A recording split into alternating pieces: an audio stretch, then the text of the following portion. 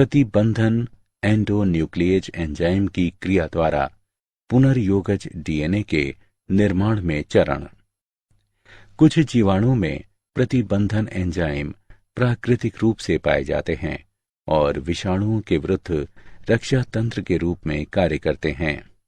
प्रत्येक प्रतिबंधन एंजाइम एक विशिष्ट स्थल यानी पहचान स्थल पर काटता है, जहां न्यूक्लियोटाइड्स का एक विशिष्ट अनुक्रम पाया जाता है।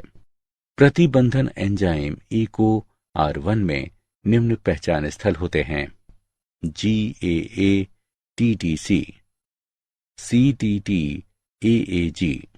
इसका अर्थ है कि EcoR1 इस अनुक्रम में केवल G और A के बीच काटेगा। चरण 1। EcoR1 के लिए पहचान स्थल युक्त डीएनए का एक खंड नीचे दिया गया है। चरण 2। EcoR1 डीएनए लड़ी को पहचान स्थल पर काटता है, G और A के बीच। चरण 3। डीएनए लड़ी विखंडित हो जाती है। इससे खुले न्यूक्लियोटाइड्स या चिपचिपे छोर वाले डीएनए खंड उत्पन्न होते हैं। अन्य प्रतिबंधन एंजाइम, उदाहरण के लिए HIND2 में सीध में काटता है और बंद न्यूक्लियोटाइड वाले डीएनए खंड उत्पन्न करता है। ये खंड अनासंजी सिरे कहलाते हैं।